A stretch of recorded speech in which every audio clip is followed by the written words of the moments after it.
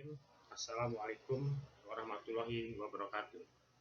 Selamat pagi, selamat siang, dan selamat malam. Salam sejahtera saya ucapkan untuk semua para mahasiswa semester 3 yang mengambil mata kuliah saya ini. Hari ini kita pada materi ke-9.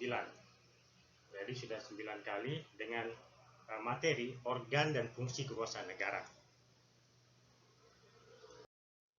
Jadi pokok bahasan yang akan kita bahas dalam materi organ dan kekuasaan negara ini, itu pertama kita akan membahas soal pembatasan kekuasaan, kedua kita akan membahas soal cabang kekuasaan legislatif, ketiga cabang kekuasaan eksekutif, ketiga cabang kekuasaan yudikatif, kemudian badan pemeriksa keuangan, kemudian organ negara menurut Undang-Undang 45 dan organ-organ negara yang bersifat independen. Saya mulai kuliah kita hari ini dengan sebuah pernyataan yang cukup familiar di tahun 98. Itu dia berucap seperti ini, power to corrupt absolutely, power corrupt absolute. Begitulah bunyi kutipan terkenal dari John Emmerich Edward Darby Acton, atau yang juga bisa dipanggil dengan Fitz Baron Acton, atau yang lebih terkenal, yang familiar buat dia itu adalah Lord Acton, yang diamini banyak orang di tahun 98 itu. Jadi menurut Acton itu, kekuasaan cenderung korup dan kekuasaan yang absolut pasti korup. Nah, pertanyaannya, benarkah sesederhana itu karakteristik kekuasaan? Atau kalau kita mengajukan pertanyaan dengan kata lain, kekuasaan itu seperti apa cocoknya dengan bunyi kutipan tersebut, dan bagaimanakah analisis yang telah berkembang mengenai korupsi? Jadi itu sebuah pertanyaan yang belum kita jawab sampai dengan hari perkuliahan. Nanti kita akan ini. Jadi soal materi pertama, pembatasan kekuasaan. Nah, pembatasan kekuasaan merupakan salah satu ciri negara hukum. Nah, ajaran konstitusionalisme modern menghendaki adanya pembatasan kekuasaan. Prinsip pembatasan kekuasaan itu menolak gagasan dan praktek penumpukan kekuasaan pada satu orang atau lembaga, seperti dalam sistem monarki absolut dan sistem otoriter. Nah, tidak adanya pembatasan kekuasaan menjadi sumber kesewenang-wenangan penguasa dan penindas terhadap kekuasaan dan hak asasi manusia. Apakah ini yang dimaksud oleh Lord Acton tadi? Pembatasan kekuasaan berkait erat dengan teori pemisahan kekuasaan, separation of power, dan teori pembagian kekuasaan, division of power atau distribution of power. Nah, John Locke dan Baron de Montesquieu dinilai berjasa memberi sumbangan pemikiran tentang pembatasan kekuasaan. Nah, pemisahan kekuasaan menurut John Locke itu ada legislatif, eksekutif, dan yudikatif. Nah, sedangkan menurut Montesquieu, itu pemisahan kekuasaan itu terbagi dalam legislatif, eksekutif, dan yudikatif, atau sering disebut dengan trias politika. Pemisahan kekuasaan secara mutlak dinilai sulit diterapkan secara konsisten. Itu yang tidak mungkin. Walaupun kita hari ini menyatakan menganut sistem trias politika, itu tidak bisa dilakukan, sulit untuk dilakukan pemisahan itu. Contohnya adalah di DPR dan eksekutif sama-sama punya kewenangan fungsi legislasi, fungsi mengajukan peraturan perundang-undangan. Itu tidak bisa terpisah kemudian, makanya tidak bisa dikatakan fungsi legislasi cuma ada di DPR, nggak bisa. Nah, di situ kita katakan sulit adanya pemisahan kekuasaan. Kalau pembagian kekuasaan mungkin. Nah, sedangkan menurut Van Vollenhoven, fungsi kekuasaan dapat dibagi menjadi 4 fungsi. Pertama, regeling, pengaturan, itu ada di legislatif. Kemudian bestur, pemerintahan, itu ada di eksekutif. Ketiga, respak, peradilan, itu ada di yudikatif. Dan keempat, polisi atau keamanan, itu ada di aparat keamanan. Aparat keamanan kita ada 2. Yang bersifat keluar itu ada di TNI, yang bersifat ke dalam itu ada di kepolisian. Nah, teori pemisahan kekuasaan menghendaki fungsi kekuasaan harus dibedakan dan dipisahkan secara struktural dalam organ-organ yang tidak saling mencampuri urusan masing-masing. Nah, menurut teori pemisahan kekuasaan, satu organ kekuasaan hanya dapat memiliki satu fungsi. Nah, Atau sebaliknya, satu fungsi kekuasaan hanya dapat dijalankan oleh satu organ kekuasaan. Pada prinsipnya, teori pemisahan kekuasaan bertujuan untuk mencegah kecenderungan kekuasaan menjadi sewenang-wenang dan korup, seperti apa yang dikatakan oleh Lon Exton tadi. Nah, di Indonesia, penggunaan istilah pemisahan kekuasaan kadang dihindari karena identik dengan ajaran Montesquieu. Sebagai gantinya dipakailah istilah pembagian kekuasaan. Nah, istilah pemisahan kekuasaan sebetulnya adalah konsep yang bersifat umum. Istilah pemisahan kekuasaan dan pembagian kekuasaan sebetulnya punya arti yang sama, tergantung teks pengertian yang dianut kemudian. Teks hubungan kekuasaan vertikal atau horizontal. Itu kata kuncinya. Nah, pembagian kekuasaan bersifat vertikal membedakan antara kekuasaan pemerintahan atasan, pusat dengan atau federal, dan pemerintahan bawahan, daerah atau negara bagian. Nah, sebelum berlakunya Undang-Undang Dasar 45, Indonesia menganut sistem pembagian kekuasaan bersifat vertikal, yaitu ada MPR sebagai lembaga tertinggi negara. Nah, setelah perubahan Undang-Undang Dasar 45, Indonesia menganut sistem pemisahan kekuasaan berdasarkan check and balances, ada sistem kontrol. Menurut Gimbia Siddiqui, itu ada beberapa bukti yang menunjukkan Indonesia pasca perubahan Undang-Undang menganut doktrin pemisahan kekuasaan. Pertama, adanya pergeseran kekuasaan legislatif dari presiden ke DPR. Nah, kekuasaan membentuk undang-undang yang sebelumnya pada presiden sekarang beralih ke DPR. Nah, diadopsi sistem pengujian konstitusional atau undang-undang sebagai produk legislatif oleh MK. Itu kedua. Yang ketiga, diakuinya bahwa lembaga pelaku kedaulatan rakyat tidak dimonopoli oleh MPR, melainkan oleh semua lembaga negara, baik secara langsung atau tidak langsung. Jadi tidak ada lagi kekuasaan tertinggi ada di MPR. Jadi kekuasaan tertinggi itu ada di hukum. Makanya disebutkan dengan negara hukum Indonesia ini. Nah, MPR tidak lagi berstatus sebagai lembaga tertinggi negara, melainkan lembaga tinggi negara yang sederajat dengan lembaga tinggi negara lainnya. Dalam hubungan antar lembaga tinggi negara berlakulah prinsip check and balances, saling kontrol, saling mengawasi. Jadi cabang kekuasaan legislatif yang kedua. Nah, lembaga legislatif atau parlemen dinilai lebih mencerminkan kedaulatan rakyat karena dipilih melalui proses pemilihan umum oleh rakyat. Anggota-anggota legislatif atau parlemen berstatus dan bertindak sebagai wakil rakyat. Eksistensi lembaga legislatif atau parlemen menunjukkan diterapkannya praktek demokrasi perwakilan atau representative demokrasi atau demokrasi tidak langsung, indirect democracy. Ada 4 fungsi lembaga legislatif atau parlemen, yaitu 1. Fungsi legislasi. Kewenangan membentuk peraturan yang mengikat warga negara dengan norma-norma hukum yang mengikat dan membatasi. Kemudian fungsi legislasi dari legislatif atau parlemen terutama meliputi 3 hal sebagai berikut. Pertama, pengaturan yang dapat mengurangi hak dan kebebasan warga negara. Kedua, pengaturan yang dapat membebani harta kekayaan warga negara. Yang ketiga, pengaturan mengenai pengeluaran oleh penyelenggara negara. Nah, sebelum perubahan Undang-Undang 45, Presiden memiliki kekuasaan melaksanakan fungsi legislasi. Namun DPR berhak mengajukan usulan atau yang disebut dengan hak inisiatif. Nah, setelah perubahan Undang-Undang 45, DPR memiliki kekuasaan melaksanakan fungsi legislasi. Namun Presiden kemudian berhak untuk mendapatkan persetujuan bersama. Presiden mengesahkan RUU yang telah disetujui bersama menjadi undang-undang. Jika Presiden tidak mengesahkan RUU menjadi undang-undang dalam jangka waktu 30 hari, RUU sah menjadi undang-undang dan wajib diundangkan. Kemudian fungsi pengawasan atau monitoring. Kewenangan melakukan pengawasan terhadap pemerintah dalam melaksanakan peraturan perundang-undangan serta pengawasan atas perbuatan dan pelaksanaan kebijakan pemerintah. Pengawasan oleh legislatif atau parlemen meliputi pengawasan atas pemerintahan, pengawasan atas pengeluaran negara, dan pengawasan atas pemungutan pajak. Lembaga legislatif atau parlemen seharusnya lebih mengutamakan fungsi pengawasan. Nah, untuk melakukan fungsi pengawasan, DPR memiliki beberapa hak, yaitu hak meminta keterangan, hak interpelasi, hak untuk menyatakan pendapat. Hasil perubahan Undang-Undang 45 telah memperkuat fungsi pengawasan DPR terhadap pemerintah. DPR juga dapat mengangkat pejabat-pejabat publik tertentu yang memerlukan pertimbangan atau persetujuan dari DPR.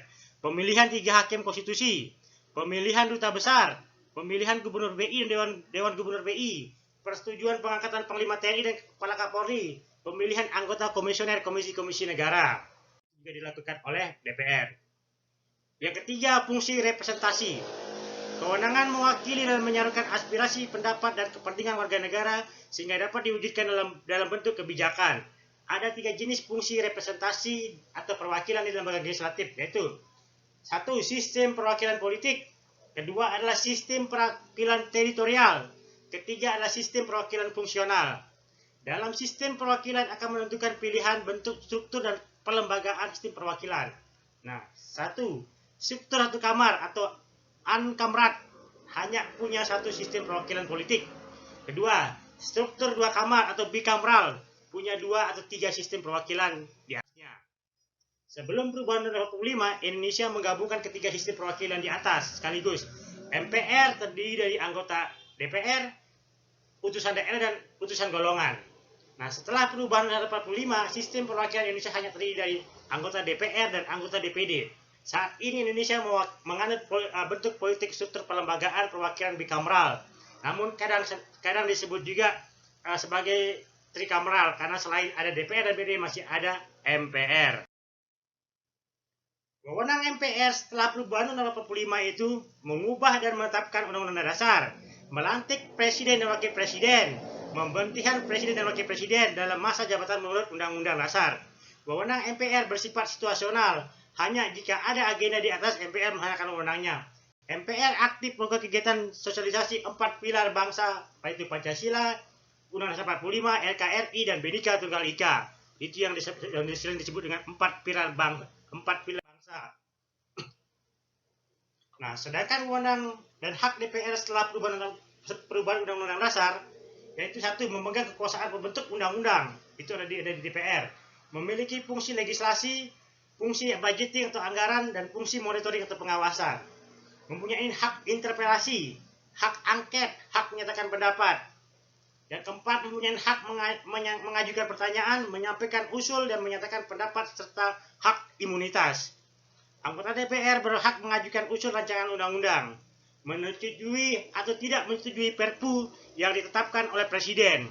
Beberapa wewenang Presiden memerlukan persetujuan atau pertimbangan DPR. Menyatakan perang, membuat perdamaian, perjanjian dengan negara lain, mengangkat duta dan konsul, dan memberikan amnesti atau abolisi.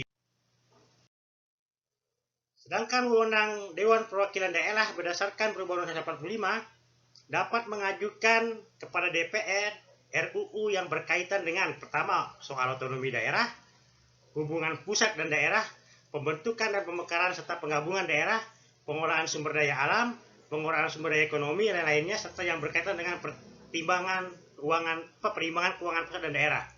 Ikut membahas rancangan undang-undang yang berkaitan dengan otonomi daerah, hubungan pusat dan daerah, pembentukan dan pemekaran dan penggabungan daerah, pengolahan sumber daya alam, sumber daya ekonomi lainnya, serta perimbangan keuangan pusat dan daerah, serta memberikan pertimbangan kepada DPR atas rancangan undang-undang APBN dan rancangan undang-undang yang berkaitan dengan pajak, pendidikan, dan agama.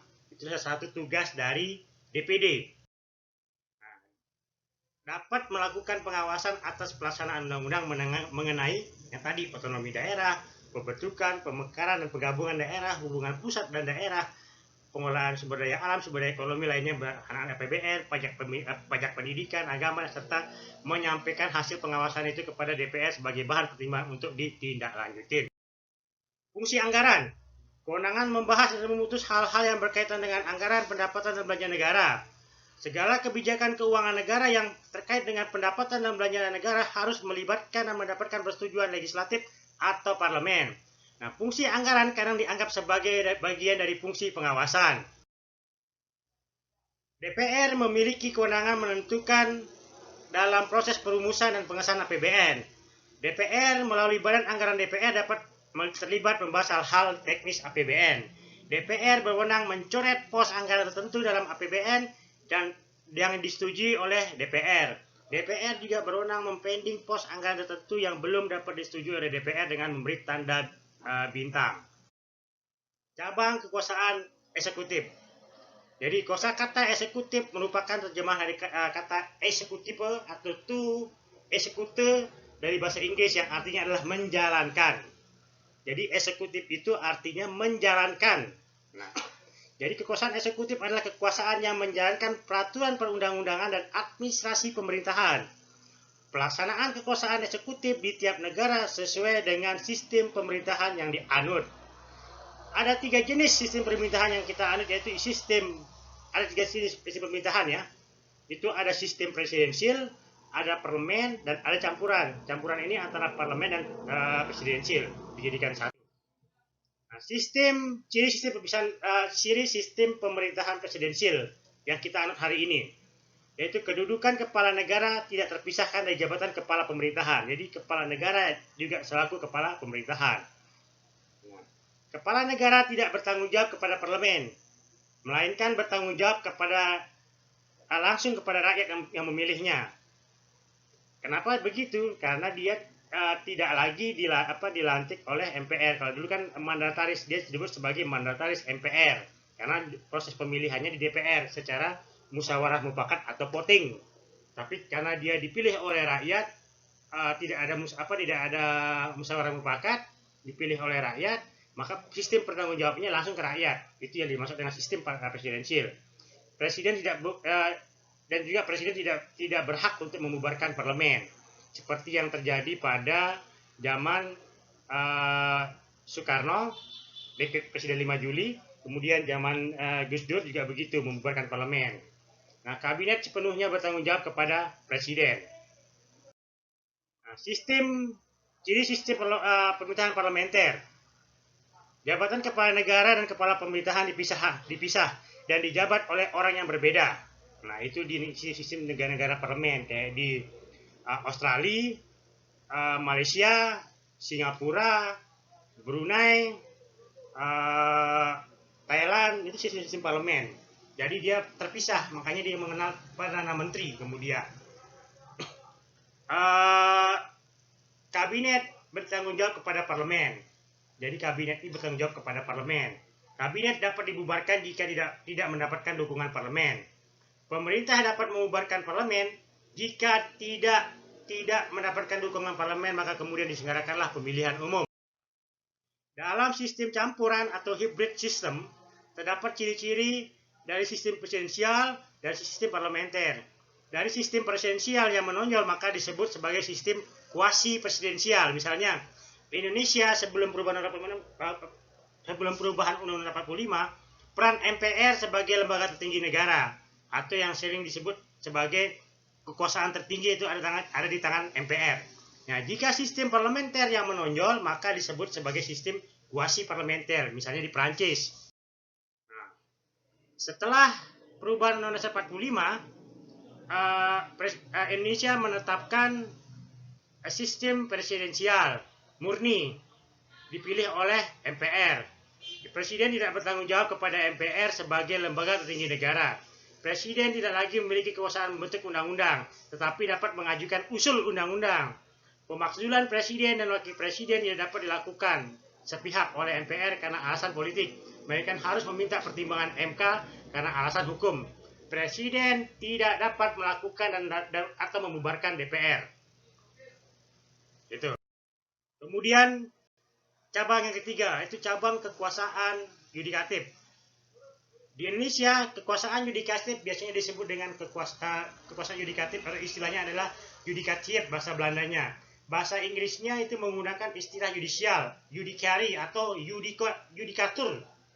Nah, kekuasaan yudisial atau yudikatif adalah kekuasaan kehakiman di Indonesia, yaitu diatur di dalam Undang-Undang 48 tahun 2009. Kekuasaan yudisial dijalankan oleh para hakim. Kekuasaan yudisial sering disebut sebagai pilar ketiga dalam sistem kekuasaan modern setelah legislatif dan eksekutif. Kekuasaan yudisial sebagai check and balances terhadap cabang-cabang kekuasaan lainnya. Kekuasaan yudisial adalah lembaga yang independen, tidak boleh dipengaruhi atau diintervensi oleh cabang kekuasaan lainnya. Dalam memeriksa, mengadili, dan memutus suatu perkara di pengadilan, hakim harus independen dan imparsial dari pengaruh atau intervensi pihak manapun. The Bagruel Principle of Judicial Conduct menyebut 6 prinsip utama yang harus dipedomani oleh para hakim, yaitu independensi, imparsial, integritas, kepastasan dan kesopanan atau propriety, kesetaraan, equality, kecakapan dan kesesamaan, complete and diligency. Pasal 24 Undang-Undang 45 dalam pasal 24 tentang kekuasaan kehakiman menyebutkan bahwa kekuasaan kehakiman dilakukan oleh sebuah Mahkamah Agung dan badan peradilan yang berada di bawahnya dan oleh sebuah Mahkamah Konstitusi. Jadi ada Court of Justice dan Court of Law. Ada dua lembaga kemudian dikenal sebagai pelaksanakan kekuasaan kehakiman. Nah, sistem peradilan di bawah Mahkamah Agung punya 4 lingkungan peradilan, yaitu ada pengadilan negeri dan pengadilan tinggi dalam lingkup peradilan umum mereka disebut. Kemudian ada peradilan agama dan pengadilan tinggi agama dalam lingkup peradilan agama. Yang ketiga, pengadilan tata usaha negara dan pengadilan tinggi negara usaha negara atau dalam lingkup peradilan tata usaha negara. Kemudian ada pengadilan militer dan pengadilan tinggi militer dalam lingkup peradilan militer. Jadi 4 lingkup di Mahkamah Agung. Sistem peradilan Indonesia mengenal beberapa pengadilan khusus, yaitu ada pengadilan hak asasi manusia, ada pengadilan tindak pidana korupsi, ada pengadilan niaga, ada pengadilan perikanan, ada pengadilan anak, kemudian ada pengadilan hubungan industrial yang berkaitan soal perburuhan, ada pengadilan pajak, ada pengadilan syariah di Provinsi Aceh, dan ada pengadilan adat di Papua. Mulai perubahan ketiga Undang-Undang 45 pada bab 9 kekuasaan kehakiman, kini ada komisi yudisial yang tugasnya terkait dengan soal kehakiman, tapi bukan pelaksana kekuasaan kehakiman, karena dia hanya berfungsi terkait soal mengusul pengangkatan hakim agung dan mempunyai wewenang lain dalam rangka menjaga dan menegakkan kehormatan, keluhuran, martabat serta perilaku hakim. Hanya sebatas itu tugas dan fungsinya. Tidak masuk dalam cabang kekuasaan kehakiman, tapi dia adalah lembaga independen yang memberikan yang diterima kewenangannya dari sebuah konstitusi. Kemudian Badan Pemisahan Keuangan. Beberapa negara membentuk secara khusus cabang kekuasaan yang menjalankan tugas berfungsi pengawasan dan pemisahan keuangan negara. Misalnya Prancis, di situ ada yang namanya lembaga Cour des Comptes, di RRC ada namanya Yuan, pengawas keuangan, di Indonesia ada BPK.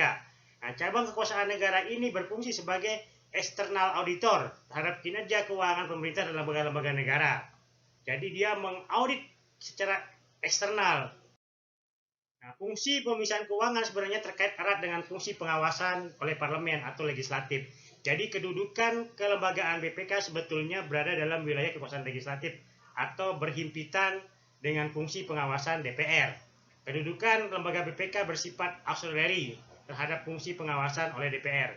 Hasil laporan pemisahan oleh BPK harus dilaporkan atau disampaikan kepada DPR untuk ditindaklanjutin. Nah, jadi tidak disimpan di BPK, jadi dia harus disampaikan kepada DPR sebagai bentuk fungsi pengawasan yang dimiliki oleh DPR. Nah, ada 3 fungsi BPK, yaitu pertama fungsi operatif. Saya ulangin, ada 3 fungsi BPK, yaitu pertama fungsi operatif, melakukan pemeriksaan, pengawasan, dan penilaian atas penguasaan dan pengurusan keuangan negara. Itu. Yang kedua fungsi yudikatif di BPK, melakukan tuntutan terhadap bendahara dan pegawai negeri, bukan bendaharawan yang karena perbuatannya melanggar hukum atau melakukan kewajibannya menimbulkan kerugian bagi negara. Jadi dia mengulitin fungsi untuk mengadili kemudian melakukan tuntutan. Ketiga adalah fungsi rekomendasi, memberikan pertimbangan kepada pemerintah tentang pengurusan keuangan negara. Nah, melalui perubahan Undang-Undang ketiga Undang-Undang 45, kelembagaan BPK kini diperkuat. Ada bab sendiri dalam bab 7A.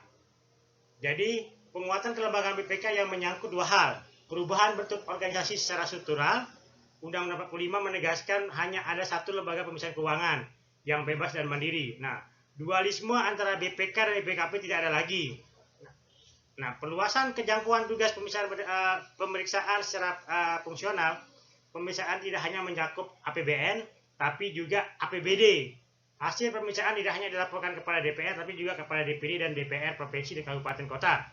Objek pemeriksaannya tidak hanya subjek hukum lembaga negara, tata negara dan subjek hukum administrasi negara, tapi juga subjek hukum perdata yaitu BUMN, BUMD, swasta yang terdapat kekayaan negaranya di situ, atau yang sedang mengerjakan proyek dari uang-uang negara, itu juga diaudit oleh BPK.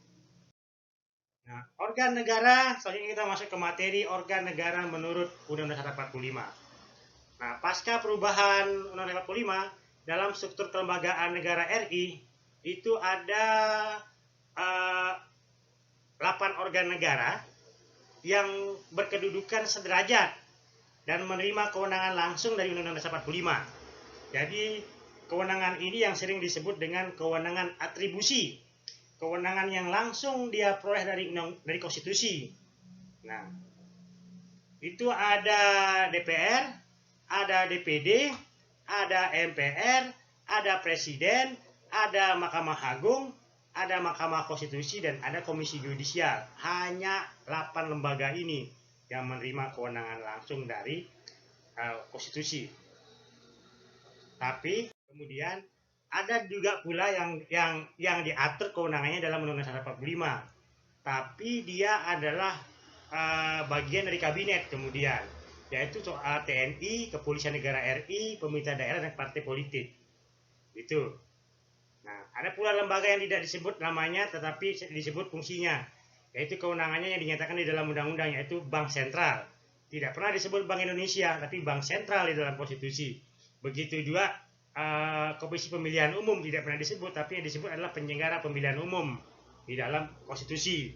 Karena penyelenggara pemilihan umum di Indonesia hari ini itu ada 2. Ada Komisi Pemilihan Umum dan ada Bawaslu dengan lembaga etiknya adalah DKPP.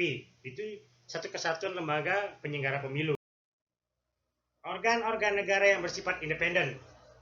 Jadi selain ada tadi organ-organ negara yang menerima kewenangan atribusi dari konstitusi, ada juga lembaga negara yang independen. Organisasi negara mengalami perkembangan pesat, tidak hanya sebatas cabang kekuasaan eksekutif, legislatif, dan yudikatif. Muncullah lembaga negara baru yang biasa disebut dengan state auxiliary organ atau organ penunjang negara dengan aneka nama, agensi, board, commission, atau authority. Itu yang disampaikan oleh Jenderal Sidiki dalam bukunya. Ada yang bersifat independen, ada yang bersifat semi, ada yang bersifat quasi independen sifatnya. Ada state auxiliary organ yang masuk dalam ranah cabang kekuasaan eksekutif. Ada pula yang masuk dalam ranah cabang lainnya atau dalam ranah tersendiri. Nah, anggota state auxiliary organ umumnya tidak dipilih langsung oleh rakyat, lewat pemilu, melainkan diangkat oleh pejabat yang dipilih langsung oleh rakyat, Presiden dan DPR. Nah, di Indonesia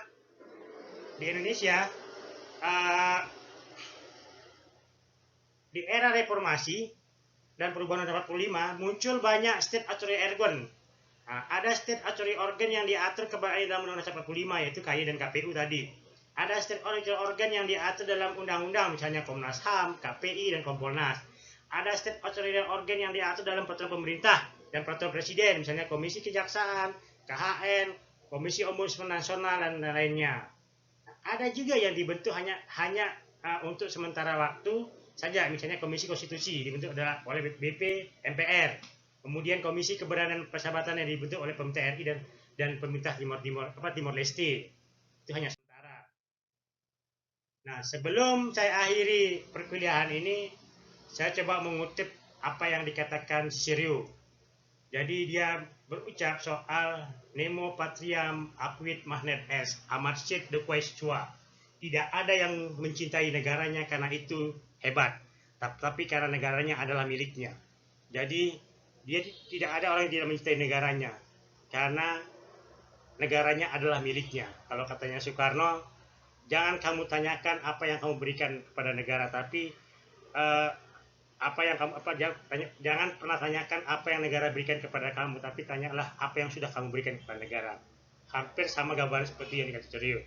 Terus Cicero juga berujar soal toga gat sedat, biarlah senjata menyerah di atas toga. Artinya adalah biarlah kekuasaan ini menyerah di atas ilmu pengetahuan. Jadi ilmu pengetahuan tidak akan pernah mati. Uh, apa yang saya sampaikan tadi itu bersumber dari 4 buku. Ada buku 2, buku Jiji soal pengetahuan hukum tata negara, kemudian pokok-pokok hukum tata negara yang kedua pasca reformasi, kemudian buku Mahfud MD Doa Dasar Suku Negara Indonesia edisi revisi, dan buku Nikmatul Huda Hukum Tata Negara Indonesia. Nikmatul Huda ini adalah sekarang profesor di Universitas Islam Indonesia sama dengan Mahfud MD. Jadi begitu pemaparan saya. Kalau ada pertanyaan silahkan di chat pada saya melalui YouTube. Saya akhiri dengan ucapan terima kasih. Wabillahi taufik wal hidayah. Wassalamualaikum.